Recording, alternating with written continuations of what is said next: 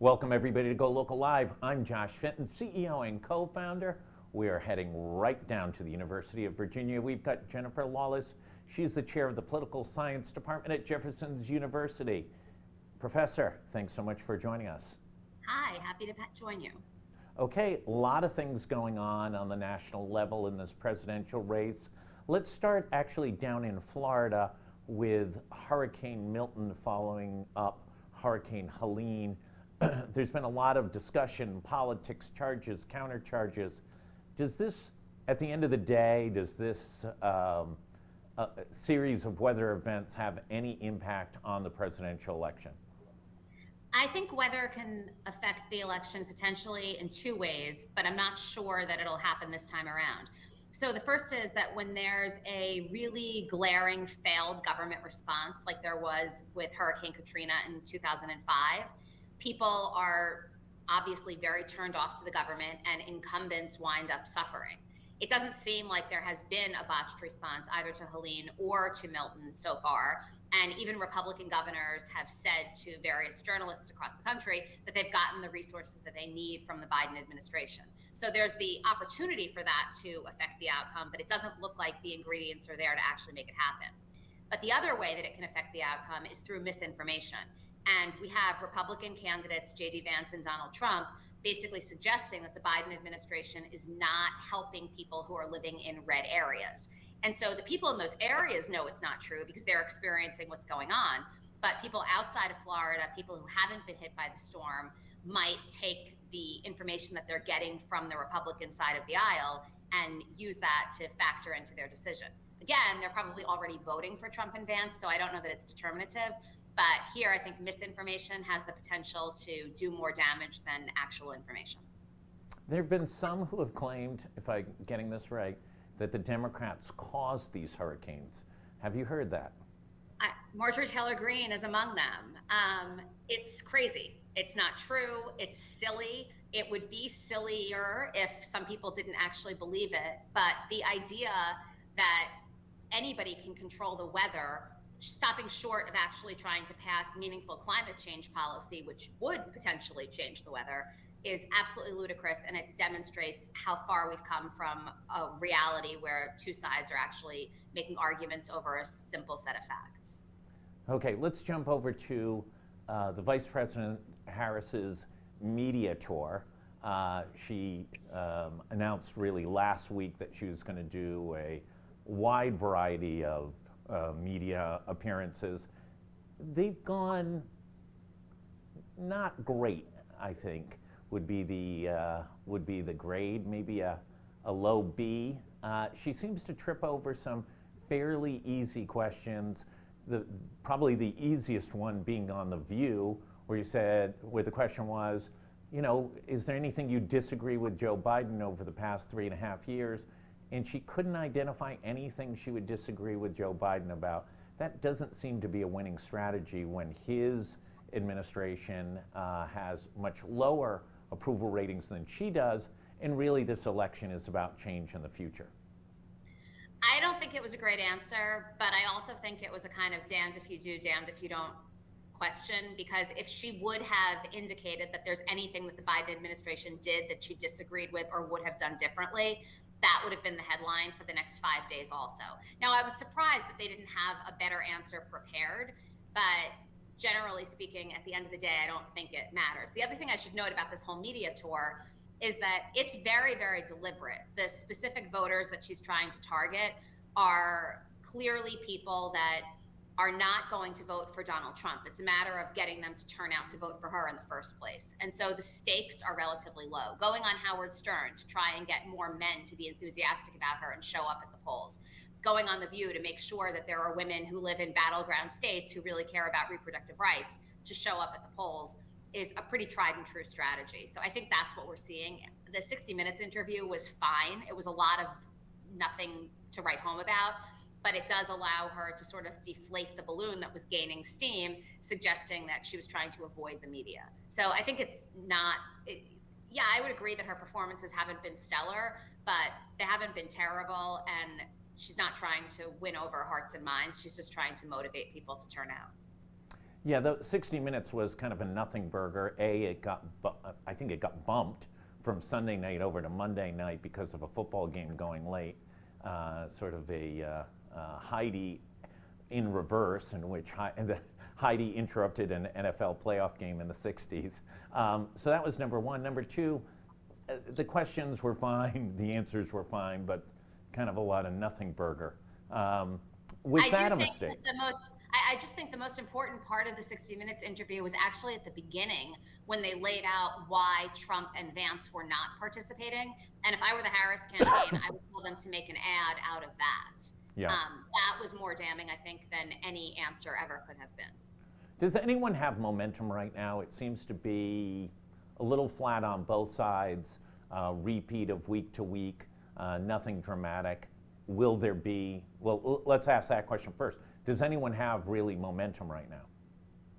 You know, the polls that I saw this morning indicate that only about 4% of people are undecided. So I don't know that momentum can even be a thing, because who are you trying to get? There's no one left who doesn't really know what they want to do anymore, who they want to vote for. So the goal at this point is to just keep your base motivated and happy. But I think we're beyond momentum. Okay, we're, less than 4 weeks. We're going down to 3 weeks. Is there any opportunity for any October surprise in any way to impact this presidential race? The storms were among them, and it doesn't look like that happened. People have already started voting, so the idea of an October surprise is somewhat dated.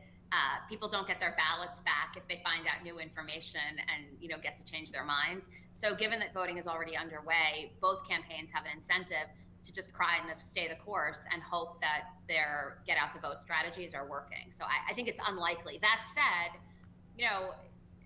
June 27th, Joe Biden walked onto a debate stage and the world changed. So right. Who knows what could happen in the next 27 days. Joe Biden could walk onto a debate stage. There would not be a debate and no one would be there, but who knows, depending on his mental capacity right now. He does not seem to be helping the cause. He sort of has this desire to sort of be relevant and make comments about Harris and her role in his administration, and the Harris people have to be shaking their heads, waving their arms, no, please stop. That's not a big help, is it? It's not a big help, but it's unclear to me that it actually hurts either. Most people thought that Joe Biden was too old to run for president again. Most people spent 4 years, frankly, worried about what Joe Biden was going to say, and he's no longer the nominee. So I don't think it's as damning as it would be under different circumstances. And the Harris campaign has made it very, very clear that they are not going to in any way show disrespect toward him or distance themselves from him, because she does want to take credit for the successes of the administration. So she can get through 27 or 26 more days of it, I think. Let's talk about the House and the Senate. Obviously, the one thing you don't want to be is a brand new president and not have either chamber. Both are still in flux to some degree. Walk us through, let's start in the United States Senate, a very, very almost no margin for error, either for the Republicans or the Democrats. How does that shake out? It's going to be difficult for the Democrats to hold on to the Senate. They have a couple of seats that it's likely that they're going to lose, and in order to make up for those, they have to win in a state like Texas or Florida, which is possible but unlikely. Ultimately, I think a lot of it will come down to voter turnout, and if Harris and Trump are able to really surpass expectations when it comes down to turnout, Senate candidates will benefit from whoever has that edge, because most people do vote the party line. It's also possible that in Florida, Marco Rubio could be in a little bit more trouble than Rick Scott could be in a little bit more trouble than people expect, because abortion is on the ballot. And we know that has, at least in the midterms and in special elections, driven up Democratic turnout. But it's hard to see how the Democrats hold the Senate. That said, we were in the same place in 2022. We were in the same place in 2020, and they pulled it off. Do the Democrats hold Ohio? Do they hold John Tester's seat? I would, if I if I could bet on either one only, I would say that Sherrod Brown has a better shot of getting reelected than Jon Tester, largely because Sherrod Brown's opponent has said some just flagrantly stupid things, and it's easier to campaign against somebody like that. Also, the demographics in Ohio, while trending Republican, are still a lot more purple than Montana. Okay, let's go to the House of Representatives. The Republicans have a small margin right now. I can't remember what it is, 8 seats, 9 seats, something like that. Are they able to hold on to the House, or does that go blue? I think the House goes. I think the House likely goes blue. Even if Donald Trump wins, there's a chance that the House goes blue because the districts that are competitive right now are not necessarily in red states. So, if the Democrats can pick up some seats in New York, which is going to be, a Harris win state, that those candidates are going to benefit regardless of whether Donald Trump wins New York. So it's a little bit different than the Senate. I think that's probably, for Democrats that are worried about Donald Trump winning the election, knowing that there is a decent chance that the House turns blue is a little bit of a check against unified government. If Harris wins, then I think also it's likely that the House will be democratically controlled. If there was a unified government, is it blue or red, most likely? I think if there's a unified government, it's probably blue. Because it's hard to imagine the Democrats being able to win the Senate without Harris winning the presidency. But there is a path for Republicans to win the Senate without Trump winning the presidency. Got it. What should we be looking for? What's going to happen in these next 26 days until Election Day? What should we be looking for, seeing? And as you said, listen, there's been so many twists and turns to this campaign, unprecedented number. Is it the Middle East? Is it college campuses? Is it some unforeseen X factor? So I think college campuses are not going to be the X factor. If they were going to be, if we were going to see the kind of activity that we saw in the spring really sort of trickle up again and be determinative regarding the election, we certainly would have seen that on October 7th, and we did not. So in some ways, I think Harris becoming the nominee muted some of that. So I don't think it'll be college campuses. As far as the Middle East is concerned, I never want to say impossible, but it's hard to imagine how much worse things can get over the course of the next few weeks. My bet is that this is basically what the political environment is going to look like until November 5th. And between now and then, the main message from both sides is going to be get out and vote. And for me, one of the most interesting things will be whether Donald Trump, and at what point Donald Trump has the discipline to say that Republicans should be voting early and that they should be voting absentee. The Republican strategists are saying that. There are lots of surrogates for him who are saying it, but he can't seem to bring himself to do it when he's in front of a microphone. Voter registration demographics in a lot of battleground states are actually favoring the Republicans, but if you've got to depend on them to show up only on Election Day, that's a pretty precarious basket in which to put your eggs. Well, isn't the problem that if he talks about early voting and supports it in a narrative, then he can't criticize it and blame a potential loss on it and claim it's the cause of fraud? Sure, but he's already cast a wide range of aspersions over every aspect of the electoral process and has laid the groundwork for 50 different kinds of fraud in a rigged election. And so if he was really interested in winning, you'd think that he would realize that any way that you can get people to vote is a way to get a vote in your column, but he doesn't seem to understand that. What's the biggest mistake each party has made during the course of this campaign? Start with Donald Trump. What's been the biggest error that he has made strategically during the course of this presidential campaign? J.D. Vance. Now, some of that is in retrospect because it was a cocky pick when he thought he was going to be running against Joe Biden. Right. But J.D. Vance brings absolutely nothing to the ticket and has made it very difficult for Trump to try and attract suburban women. It was bad enough that Trump was already in a position where he was trying to portray himself as relatively moderate on abortion, yet somebody who overturned Roe versus Wade pretty much single-handedly. But with Vance on the ticket, they hit a ceiling when it came to female voters, and they just can't break it. And what's the biggest error by the Harris campaign? Is the Harris campaign not perfect? I would say that the biggest error for the Harris campaign is it took her a little bit too long, I think, to really focus on the economy. It's crazy because it's only been 90 days, but so it seemed like, oh, and I said it at the time, like we just need to give her a little bit of time to introduce herself to the American people and to get situated. But in retrospect, even losing a week on policy was a week where you could get more and more people to say, well, I don't really know what she stands for and I don't really know what she thinks. And she didn't have 18 months to clarify that. So, Right.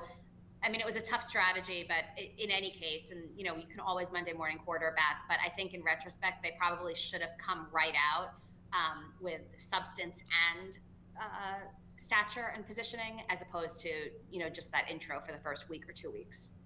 Well, Vance is a net negative to the Trump campaign. Is Walz really a net positive or just a kind of flat line? Probably a flat line, although we'll see what happens in terms of how men break in blue wall states and in states that are in the Midwest. It may be that he's actually he's provided sort of a salve to stem some of the bleeding that she may have experienced. We don't know because we don't know for sure what the counterfactual would have looked like. Now, if she loses Pennsylvania, then what everybody will say was that Walz was the reason she lost and she should have chosen Josh Shapiro.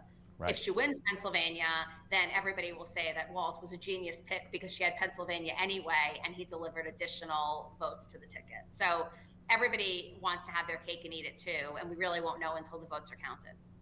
Okay, last question. Is there really a chance somebody's going to be president of the United States without winning Pennsylvania? It's technically possible, but it's hard to see how you don't win Pennsylvania, but you win Wisconsin, Michigan, and at least one Sun Belt state. Yeah. All right, Jennifer Lawless, Chair of the Political Science Department at the University of Virginia. As always, we appreciate your insights. We'll have much more throughout the day. There's been a lot of rock and roll already today. Sympathies to the Kennedy family on the passing of Ethel Kennedy. Also, we've got a story just up about a fight in Barrington over police in the schools. Another assault of a young woman over at Kennedy Plaza, and the big blockbuster today on the number 2 man, Todd Padalano, the major of the Cranston Police Department, who's running for state senate, and a number of accusations about conflicts of interest. Take a look at all of that, and we'll have much more throughout the day. Thanks, everybody.